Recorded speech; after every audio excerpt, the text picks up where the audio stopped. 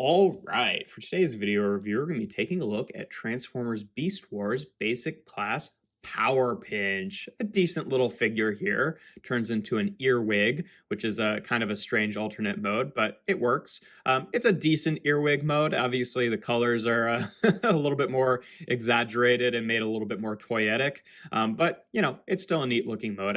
Say the one thing that really bugs me, no pun intended, about this mode is like the fact that the sitting angle is on this angle, so it has like all of this weight on the back here, because that makes it really hard for him to actually like sit with all of his feet on the ground. Honestly, he's holding himself better up now than he usually does. But yeah, usually it's like that, where it's just like you can't really get the legs sitting on the ground in a way that looks decent or easy. Like you can kind of fold this back so that it has this huge ugly gap in here, and that helps a little bit. But still, I don't know. I just wish that was done a little bit differently.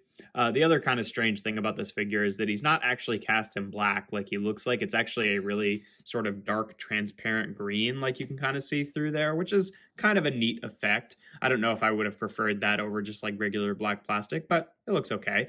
But yeah, in terms of articulation in this mode, the head is like kind of connected via two ball joints here, because it will just split and become the arm. So you can get a little bit of wiggle up and down with it, but not too much before the head just splits. You can fold these sections up and down for whatever that's worth. The legs here are just on hinges.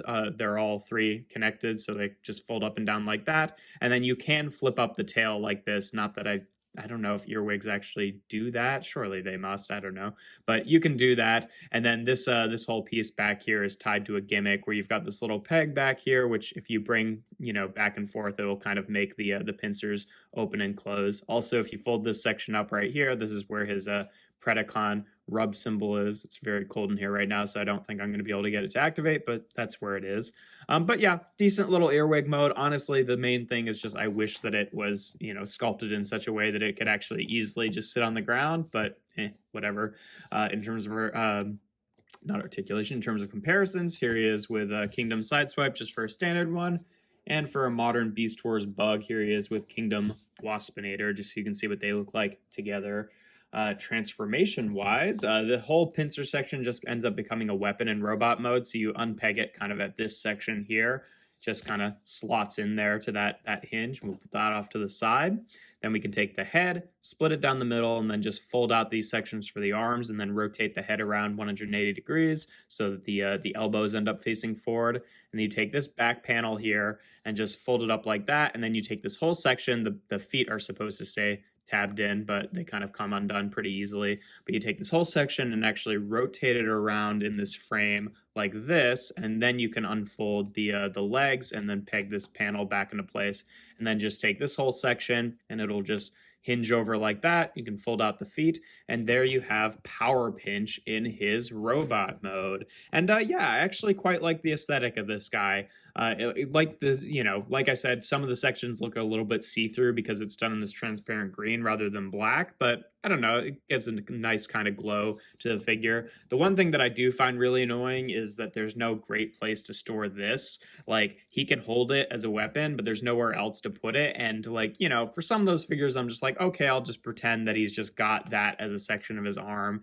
But it is really obvious that he is kind of holding onto this section rather than it having a place, rather than it just being part of his arm. And also, the whole way that the gimmick works is like it's using the peg that moves back and forth as the hand peg. So when you have it pegged in like this, it kind of just like activates via the gimmick. Like you can't use the gimmick without doing that, basically, which is not really great. Like I'd wish that there was maybe like a separate peg, like it could peg in up here like this, which would A, make it look a little bit more like it was connected to his arm, and B, mean that you could still use that peg as the gimmick rather than what he's actually holding on to, which I think is a little strange, but whatever.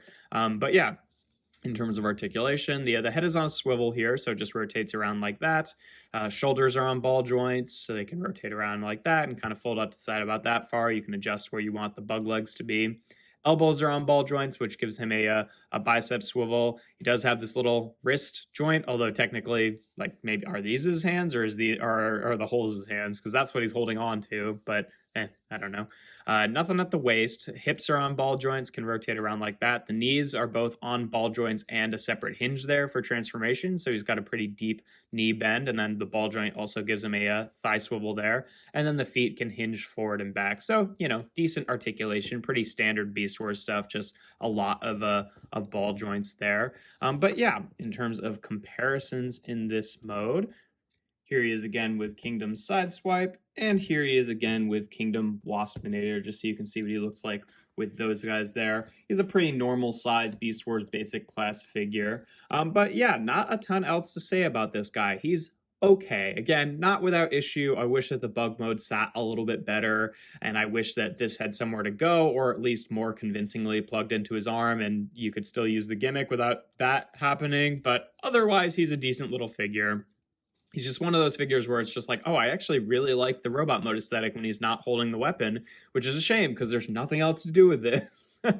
Like, they could have just had it, like, peg into the back here or something like that. But no, just wasn't really a design priority at the time, unfortunately. But, that's not going to bother everyone if they want their figures holding their weapons anyway. That's more of a me thing. But yeah, no, decent figure otherwise. He's a cute little figure, nothing overly exciting, but nothing too terrible either. But yeah, that's pretty much all there is to him. If you enjoy my videos, make sure to leave a like and consider subscribing to the channel. I do reviews every Tuesday, Thursday, and Sunday. Make sure to check me out on my Instagram account. That's toys.n.art. And without further ado, here we have Transformers Beast Wars Basic Class Powerpinch.